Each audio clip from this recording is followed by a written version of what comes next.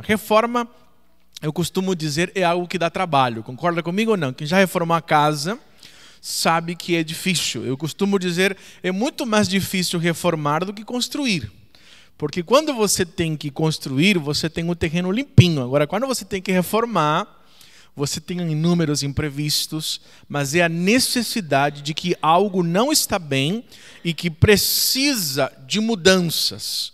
Mudar, qualquer tipo de mudança, gera sempre incomodação.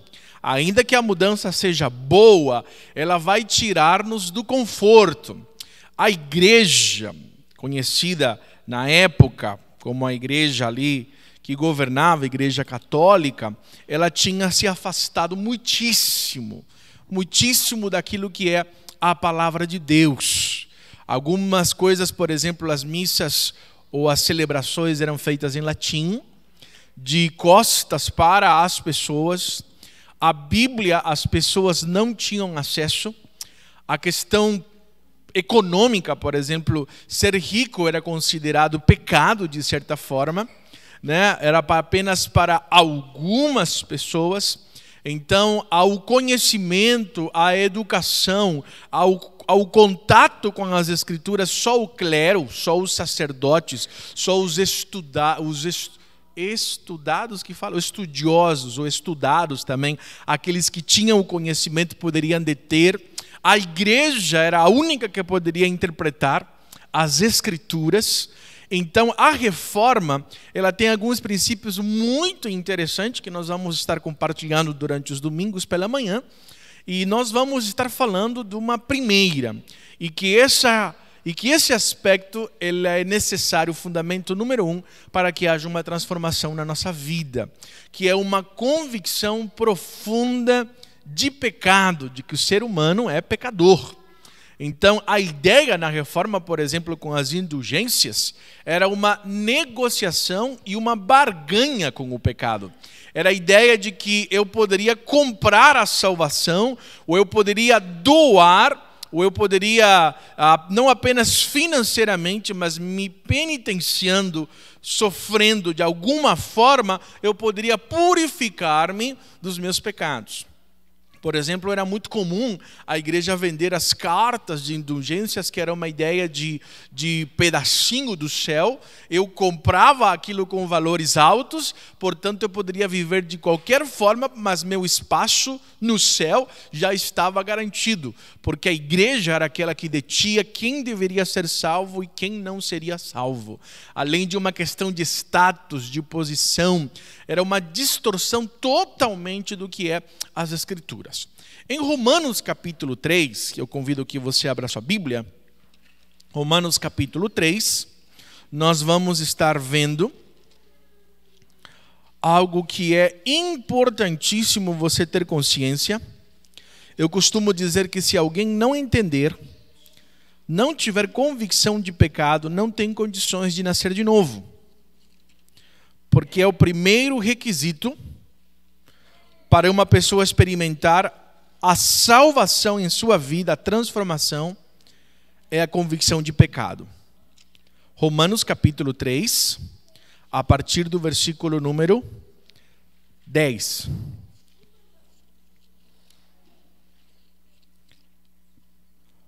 Romanos capítulo 3, a partir do versículo número 10.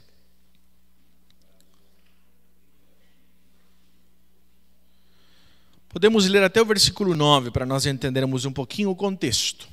Só para situar você um pouquinho na carta de Romanos, por nós estarmos entendendo apenas uma porção nesta manhã. No capítulo 1, o apóstolo Paulo vai descrever os gentios, quanto os gentios estão perdidos, quanto os gentios trocaram a glória de Deus pela glória de animais quadrúpedes, feito por mãos de homens. E o texto vai dizer que por causa de toda essa rebelião, ele os entregou às suas próprias paixões. E ele vai descrever o mundo, inclusive o nosso tempo de hoje. No capítulo 2, ele vai descrever os judeus também são pecadores e também estão perdidos. No capítulo 3, ele vai dizer que todos estão perdidos, todos são pecadores, sem exceção. E é sobre isso que ele vai dizer aqui. O que concluiremos então? Estamos em posição de vantagem, falando dos judeus? Não. Já demonstramos que tanto judeus quanto gentios estão debaixo do pecado.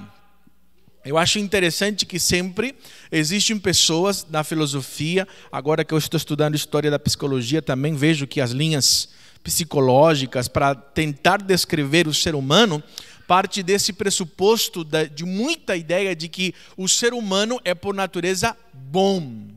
É o ambiente que o torna ruim, né? É a forma como ele convive. É aquela coisa que às vezes os pedagogos também discutem. Afinal de contas, é porque falta oportunidade, é porque não foi ensinado, é porque ele não aprendeu, porque se tivesse dado oportunidade, sua história deveria ser diferente. Sem dúvida alguma, a educação, a oportunidade, a influência, o ambiente, o meio social em que você vive, vai influenciar e vai direcionar pessoas muitas vezes para a criminalidade ou às vezes para se tornarem pessoas, como nós dizemos, de bem-sucedidas. Mas a verdade é que esta não é apenas uma questão de dizer que é o ambiente que determina um comportamento. A Bíblia vai dizer aqui, e esta é uma verdade, irmãos, muito clara para nós, de que o ser humano, ele nasce pecador. Ele tem uma natureza pecaminosa. Nós não temos uma inclinação natural para fazer o bem. A nossa inclinação natural é para o pecado, é para o mal.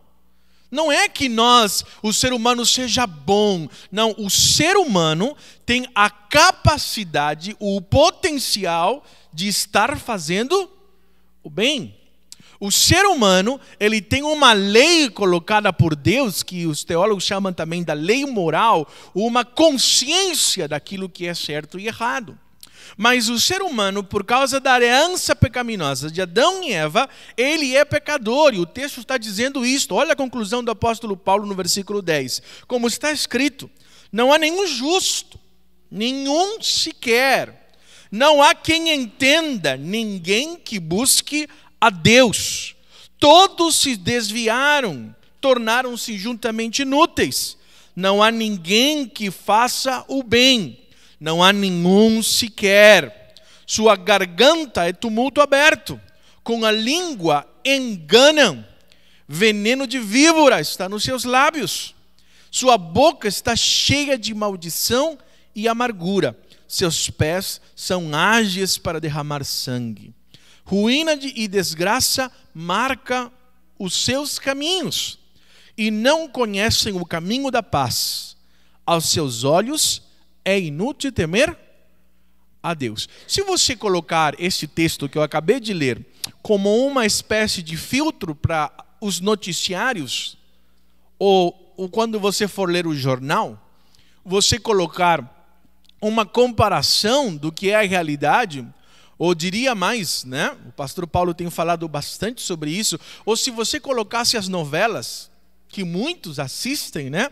E eu não tenho a pretensão de dizer que os crentes da nossa igreja não assistiram, porque a última estadística da última novela, a cada 10 televisores ligados, 8 estavam na Avenida Brasil. Então eu sei que muitos de vocês estão nessa, né?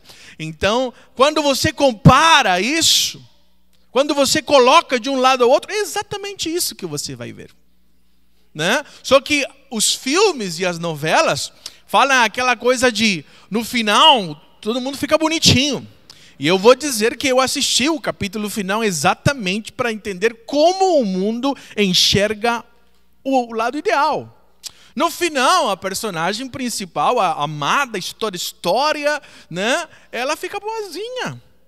Ela teve uma transformação, porque esse é o desejo do ser humano. Todo mundo gosta, né? Às vezes eu vejo alguns finais de filmes que não sai do jeito que é o padrão. O mocinho morre, a mocinha não termina mal. Aí a pessoa fala assim, gostou do filme? Não, não gostei não. Não gostei do final. Que o final ficou ruim. Nossa, não terminou como nós gostaríamos que terminasse. Só que, amados, há um fim que já está predeterminado, e a Bíblia diz que existe um caminho largo, um caminho estreito. E quem não encontrar Jesus e não se arrepender dos seus pecados, está condenado para o inferno. Esse é um final previsível. Mas eu acho que às vezes a igreja, ela tem perdido esta convicção de que sem Jesus, sem a intervenção do Espírito Santo, não há discernimento e convicção de pecado. Irmãos, pecado não é erro. Pecado não é apenas uma falha. Pecado é rebelião contra Deus. Pecado é inimizade contra Deus. Pecado é estar na pior posição em que uma pessoa pode viver. E o Senhor Jesus disse em João que aquele que peca torna-se escravo do pecado, inevitavelmente. O pecado, amados, está dentro, é uma natureza. Eu não precisei ensinar os meus filhos a serem rebeldes, a brigarem entre eles, a mentirem, né? Naturalmente eles aprendem isso. Sim ou não? Os seus também são assim? É assim mesmo? Há uma inclinação ali. Mas o evangelho precisa ser pregado. Olha o que diz o versículo 19 e 20. Sabemos que tudo o que há, a lei diz, o diz aquele que está debaixo dela, para que toda a boca se cale e o mundo todo esteja sob o juízo de Deus. Portanto, ninguém será declarado justo diante dele, baseando-se na obediência à lei. Pois é mediante a lei que nos tornamos plenamente conscientes do pecado. Ou seja, a lei, ela apenas vai dizer assim, não dá para mudar. Uma pessoa conhecendo o certo e errado, ela não vai mudar apenas por causa disso. Existem algumas ovelhas que eu digo para elas claramente, se alguém tivesse exatamente na condição que você está e contasse tudo que você está me contando e abrisse seu coração e você dissesse tudo que você está vivendo, eu diria assim, aconselhe essa pessoa, você saberia dizer tudo o que essa pessoa precisa fazer para sair dessa situação que você está. Eu digo, não é porque você não sabe que é pecado, não é porque você não conheça. Existem muitos crentes que estão totalmente destruídos, estão rebeldes, e às vezes, não, a gente precisa ensinar. Eu falo assim, não, esse já não precisa aprender, sabe tudo, cresceu no meio, conhece, ouviu, mas é que o pecado é aquele que conduz a sua vida. Então o que precisa? Precisa de arrependimento. Só que muita gente diz assim, eu vou voltar para Jesus. Eu vou me arrepender quando eu sentir no meu coração esse desejo. Então eu digo assim, então você não vai voltar nunca. Porque quem vive no pecado não tem desejo de voltar. Porque voltar é uma questão de decisão, de buscar ao Senhor. O Espírito Santo está sempre nos incomodando, acusando-nos, gerando no nosso coração culpa, desânimo. Ah, pastor, o Espírito gera desânimo? Sim, senhores. Às vezes nós achamos que desânimo, estou tão desanimado, estou sem paz no meu coração, preciso de um psicólogo, não consigo dormir, vou tomar um Rivotril. Eu não consigo viver mais sossegado, ninguém me visita, ninguém me ajuda na vida espiritual, não sei o que está acontecendo comigo, estou para baixo. Aí o João Batista diria assim, arrependam-se, geração de víboras, como diria Jesus, vós pecadores deixai o pecado. Você que é casado com uma mulher que não é sua, dizia João Batista, isso é rebelião contra Deus. Abandone e volte-se para o Senhor. Soldados, conformem-se com o seu salário. Parem de ficar roubando e dar desculpas e vivendo sobre a lei da vantagem. Isso eu estou parafraseando tá bom? Não está lá em João capítulo 3. Mas a ideia do pecado, a convicção do pecado, irmãos. Você não pode acordar um dia assim, olhar seu espelho e dizer assim: bom dia, pecador. Está entendendo isso? Bom dia, pecador. O pastor Silas Malafaia, uma vez numa mensagem que eu ouvi, ele disse uma coisa que eu concordo com ele. Que às vezes tem pessoas que pensam e veem a vida cristã e elas acham que o ser vitorioso na vida cristã é você dizer: eu já venci todas as tentações. Tipo assim, vou usar a ilustração que ele usou. Você está lá na repartição, tem um monte de mulheres lá e tem uma bonitona lá que te chama a atenção e fica, sabe, dando cheio de gracinha para você. Ele diz assim: aquele que não tem convicção de pecado e não conhece a natureza, ele fala assim: eu sou vitorioso, o Espírito Santo vive em mim e quer enfrentar. O que conhece que é pecador, ele fala assim: vou dar a volta. Eu não quero nem saber. Por isso que a Bíblia vai dizer, irmãos, que não é para enfrentar o pecado. A Bíblia diz que você tem que fugir do pecado. Quem tem que enfrentar é quem muita gente foge, é o diabo mesmo. O diabo você tem que resistir, mas a tentação você foge. Foge da idolatria, foge das paixões da mocidade, foge da prostituição, foge da avareza, foge. É para fugir mesmo, porque eu e você somos pecadores. Os nossos filhos são pecadores. Tem pai que pensa que o filho não é pecador, gente. Uma vez eu fui aconselhar uma mãe, não está mais na nossa igreja, e eu disse: sua filha estava fumando. Queria que a senhora conversasse com ela. Sua filha não anda em boas companhias. Que isso, pastor? Minha filha? Eu vou conversar com ela. Aí voltou e disse assim: pastor, minha filha disse que aquilo que o senhor disse é mentira. Não é verdade. Que ela não está vivendo assim, dessa forma. Ela falou assim: minha filha jamais faria uma coisa dessa. Eu conheço minha filha e dentro de mim não conhece. Não conhece. Às vezes você escuta pessoas, como eu escutei uma semana atrás, falando de pastores que pregavam assim como eu estou pregando agora, contra o pecado, e de repente a gente escuta: não, largou a mulher, saiu do ministério.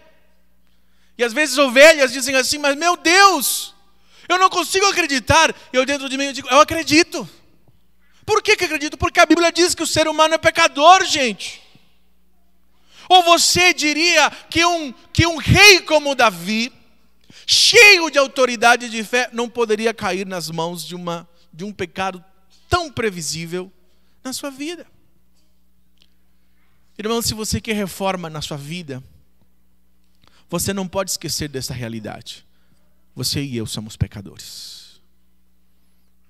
Você e eu somos pecadores. Os nossos filhos são pecadores. A esposa é pecadora. O esposo é pecador.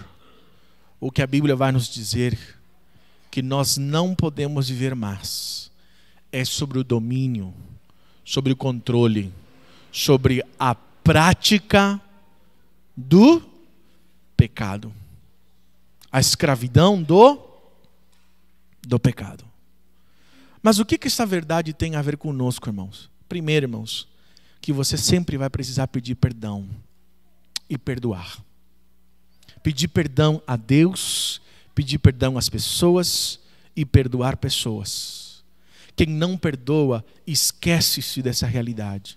Como uma ovelha disse ao seu pastor: eu jamais vou perdoar aquela pessoa.